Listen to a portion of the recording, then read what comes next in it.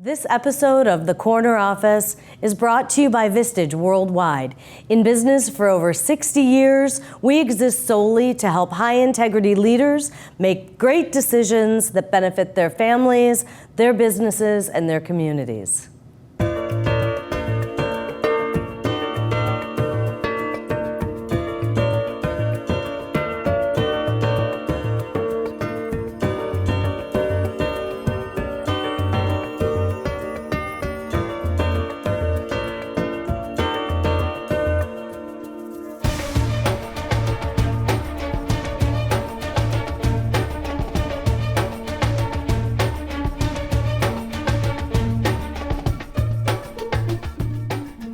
Good morning, and welcome to From the Corner Office.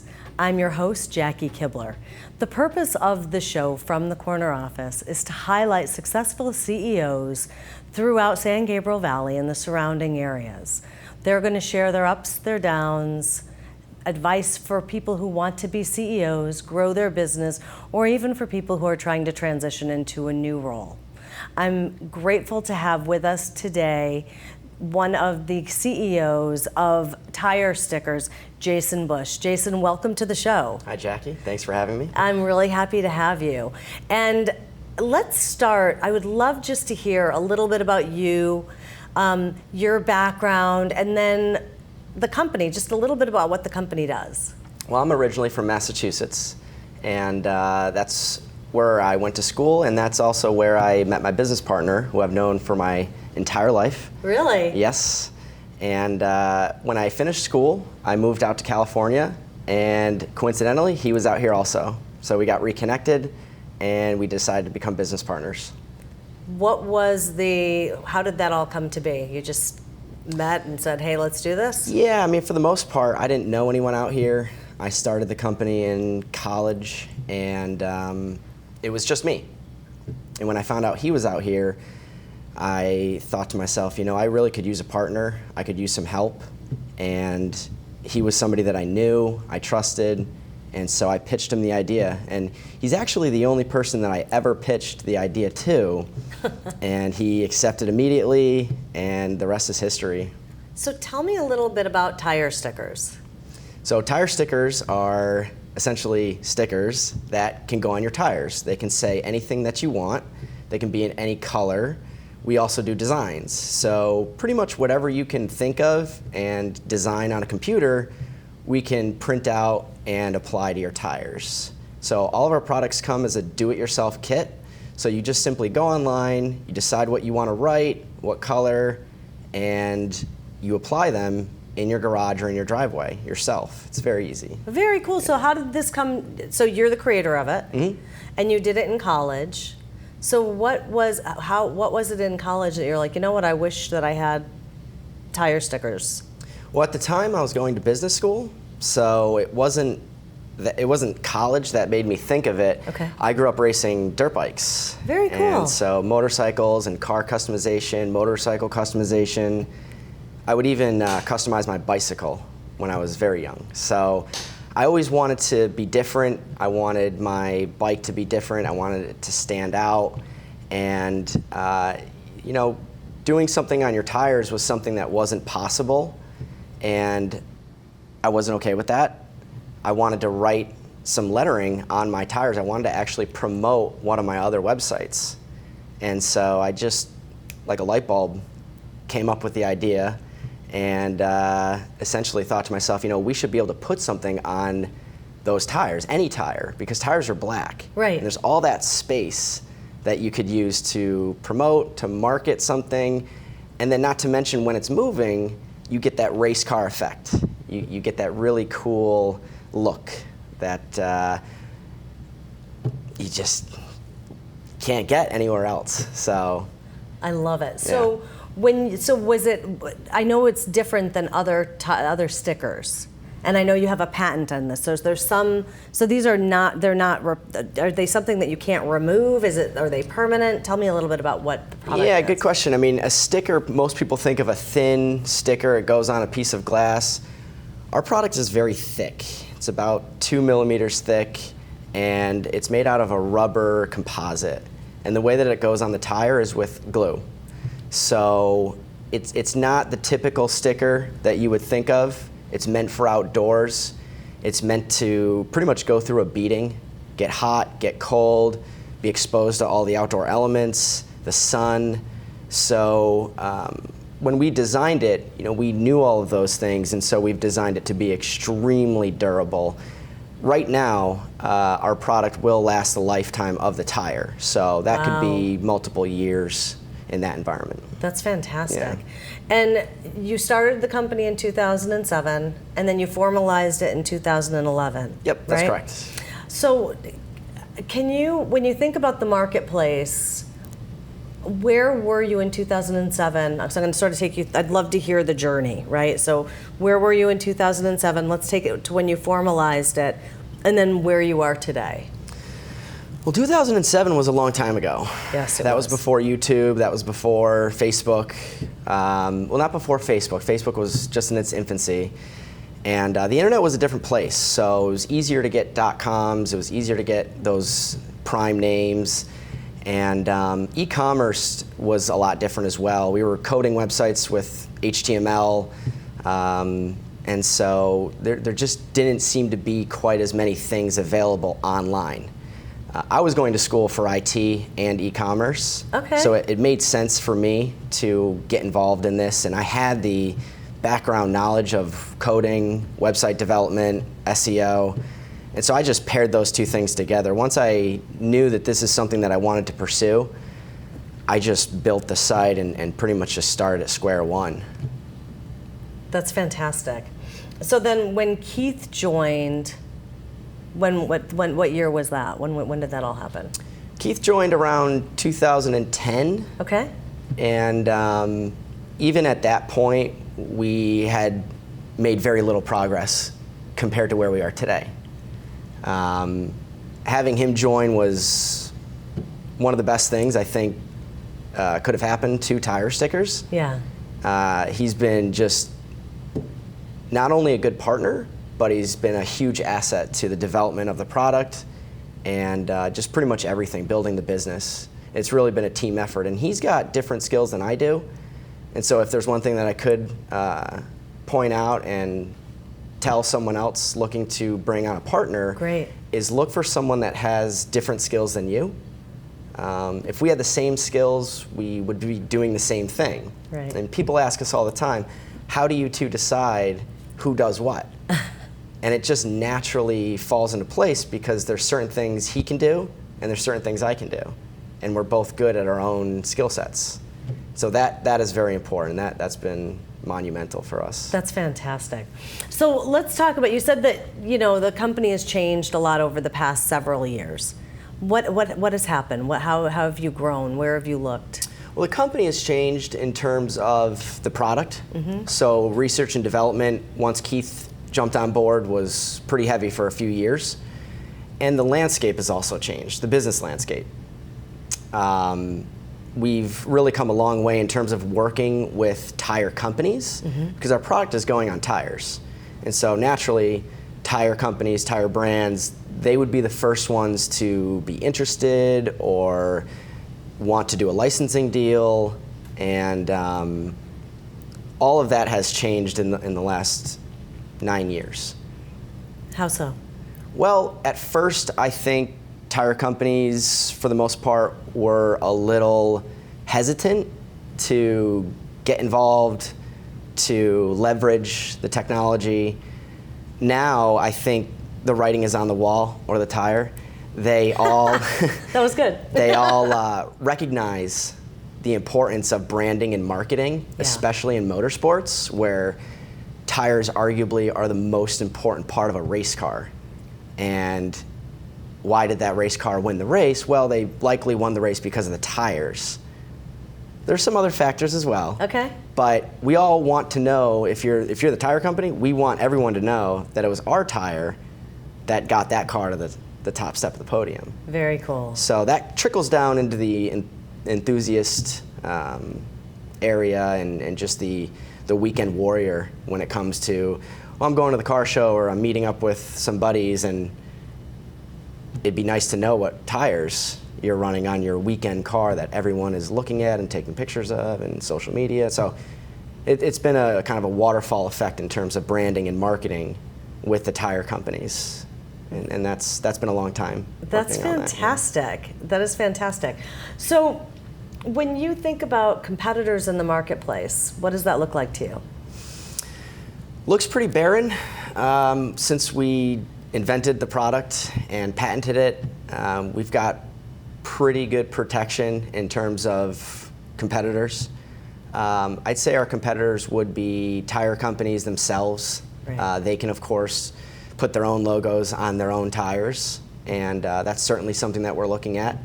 But at this point, we've partnered with practically every tire brand. Okay. So in terms of competitors that do what we do, there really aren't any, and we hope it stays that way. But in business, it's not really the way that it works. Competition's actually a good thing. Sure. And so, we'll likely see competitors in some aspects of our business.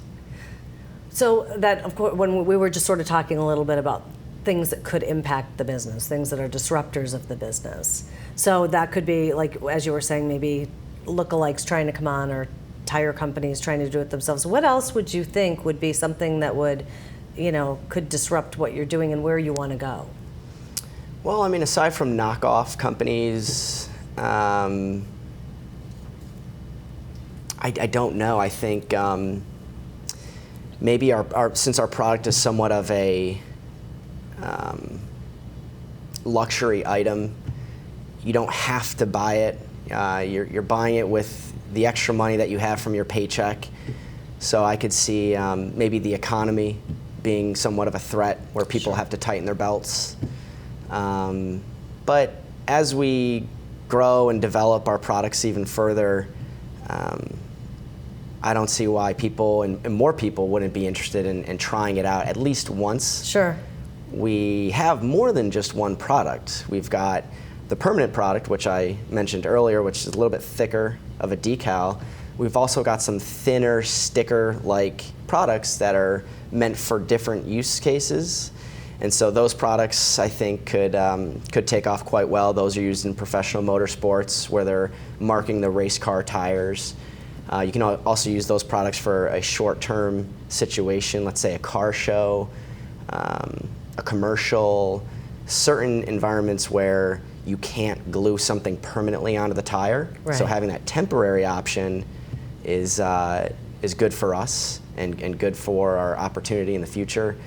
I think furthering our licensing agreements as well is something that we're looking at closely, bringing lifestyle brands into our portfolio of licenses, not only tire brands, but maybe sports teams and some other types of designs that people would love to put on their tires. They're already putting these types of stickers and logos on their windows, or all over the place, their bumper. I've seen cars covered throughout LA with stickers. Right. Like head to toe, or top to wheel, whatever. They're actually now covering the entire car in a sticker. It's called a wrap.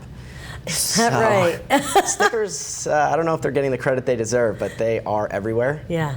And so this is very exciting. So I'm curious, did you have an inspiration? Did someone inspire you to jump into this? Like what inspired you to do it?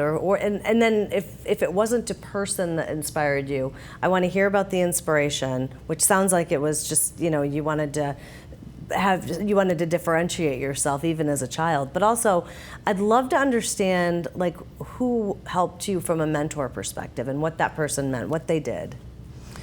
Yeah, I would say my college group, some of my professors as well, some of them, they really helped me in the beginning narrow down my focus in terms of, look, if you want to do this, you need to hit these marks.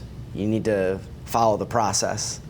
My father is a business owner, so I pretty much always got something at the dinner table in terms of running a business, whether it's dealing with employees, dealing with manufacturing, dealing with customers. The lessons, I think, were given here and there kind of randomly as I was growing up. So those people, I think for the most part, really helped me and guided me, especially, like I said, in college. Once I got a little bit older, I was trying to figure this whole thing out. What's the best piece of advice someone's given you? The best piece of advice, I think, maybe has been to just take a deep breath. Sleep on it. You don't need to make a decision right away. Try and get all the facts on the table and go from there. Make a smart decision. Don't just make the first decision that pops into your head. Really think it through. Talk to somebody about it. Maybe sleep on it if you have enough time. Right. But take your time. Don't rush decisions, especially big ones. Fantastic feedback. Thank you for that. Every CEO has their challenges in their company and has got successes in their company. What would be a challenge or an obstacle throughout, I guess in the past 12 years, right? You've been in business for 12 years. What's been the biggest challenge that you've had? I think the biggest challenge that I've had is dealing with employees. Finding the right people, guiding them, managing them, working with them. That is probably one of the hardest things that people underestimate. Research and development is tricky too. You need to really nail down your product. It needs to be durable. It needs to fulfill all of the nice things you're saying about it. And that could be tricky too, but I think dealing with people just in general is difficult, whether it's your employees or customers. It's a mix. It's those things and then managing all of those things. So you can use client, employee. What would be a specific example? And then let's turn it, just because there are people that are watching that are like, you know what, I know I'm going to have to deal with that too. So what would be an example of that people issue that you've encountered? Well, in terms of customers, you want to turn your worst customer into a raving fan, and that can be done if you just give them the time to vent and basically get off their chest whatever they want to tell you, and really let them know that you're there to help them. And it just takes a conversation. You need to really connect with that person, even if it's over the phone. And customers are tough. At the end of the day, customers can be very, very tough. They're not all willing to just give you their money and go on their happy way and be happy. So, you'd like that though, wouldn't you? You would like that. Yes. Just not the way that it works out. So dealing with those tricky situations time and time again and getting good at that, very important. In terms of employees, I would say just really working with them. I don't want to say giving everyone a second chance, but working with them in terms of identifying why they're difficult or what is wrong. Are they missing something? Do they need more training? Right. Is it on you? Is something not working because of you as a manager? So really understanding the problem and then going from there and either correcting it or...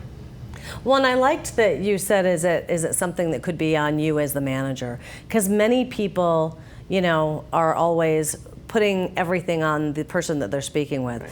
And one piece of advice that I got from a very bad manager was like, when you're going like this, there's one pointing at you and then 3 pointing at me.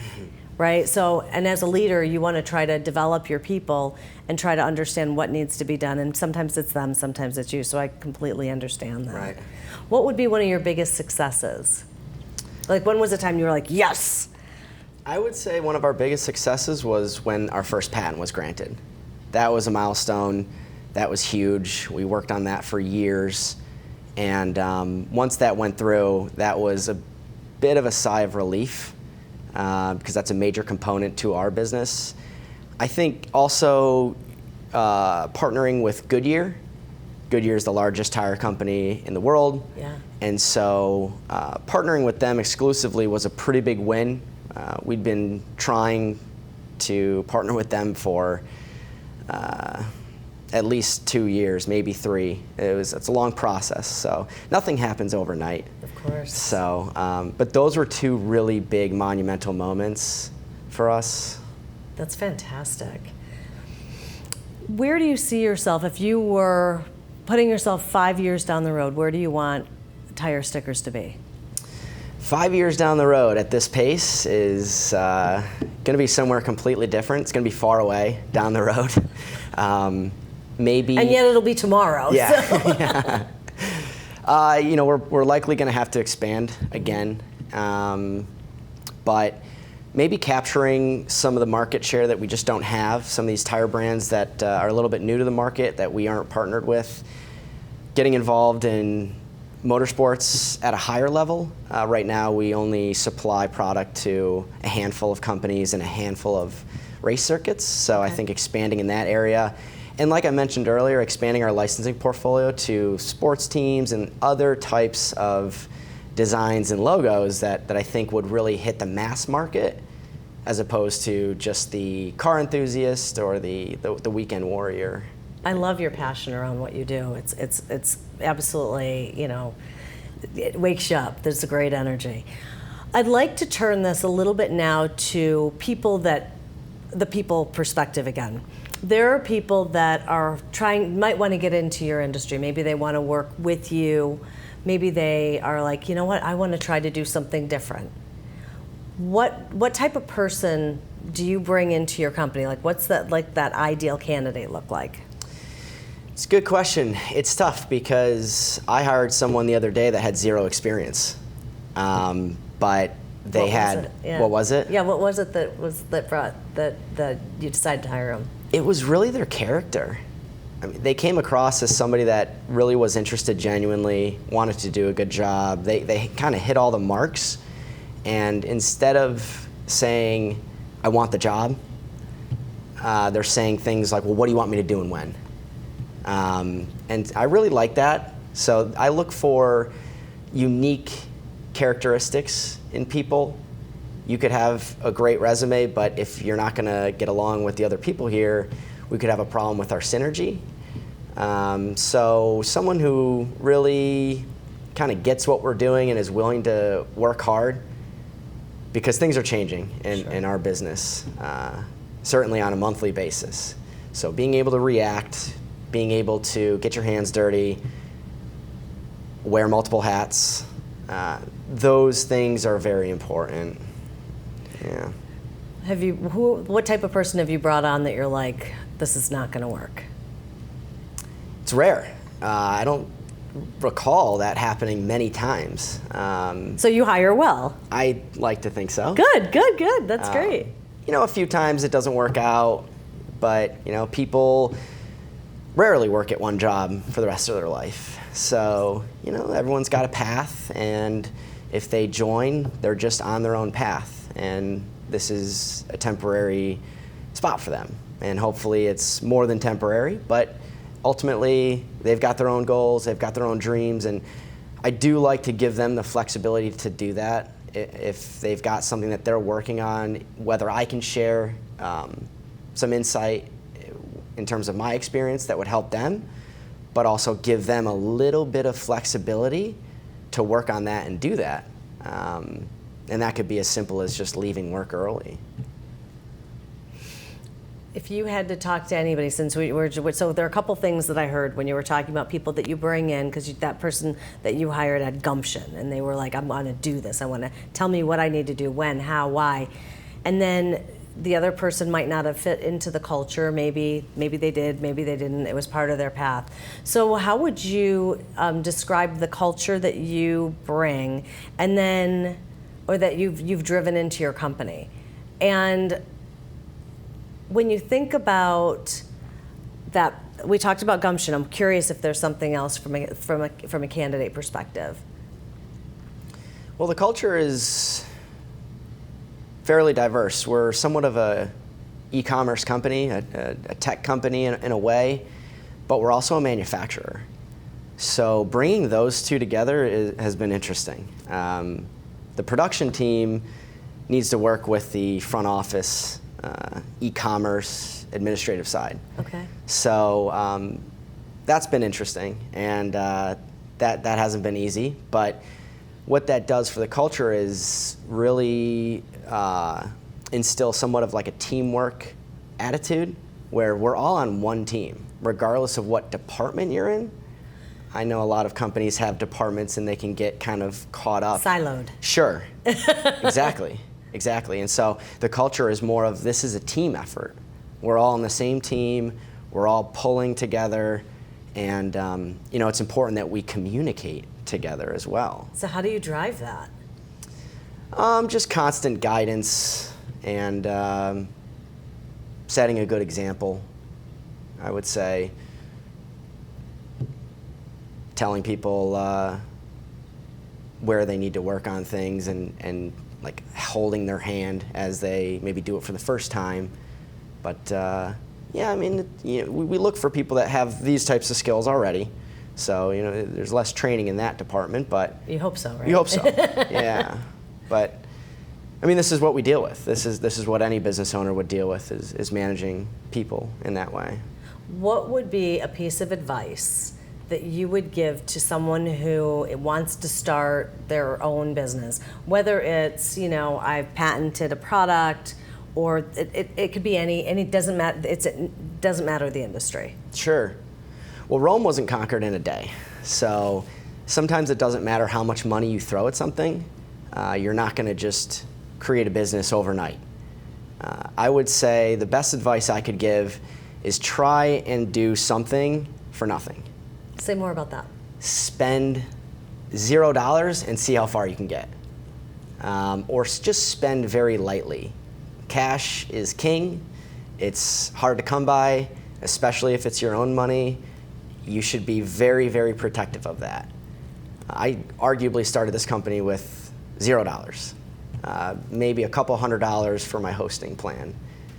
And then after that, just about $3,000 to $6,000. So you don't need a lot of money to start something.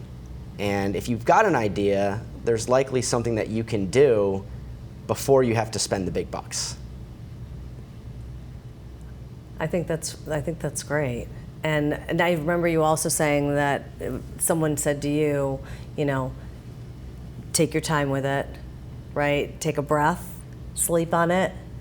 To make, in reference to decision making, has that helped you as well? It has, yeah. And to get back to your question as well, some ideas are better than others, and it's common for entrepreneurs to get a little blinded by their idea. They think it's the next best thing, and it's tough to talk to people about it because you don't want someone else to take it and run with it. Right. So you do need to have people that you trust that you can kind of bounce the idea off of and get a honest perspective and some feedback in terms of, hey, where could this go, or can you at least see where this might go, or how this could work? Because at the end of the day, you do need to turn a profit, at least cover your costs, ideally turn a profit. And not all businesses will do that. That's true. That's true. I wish we could talk all day. I've really enjoyed this. Jason, thank you so much for joining us today on From the Corner Office. And San Gabriel Valley, I'd like to thank you for joining us today for another episode. We look forward to seeing you next time, and have a fantastic rest of your day, and we'll see you soon.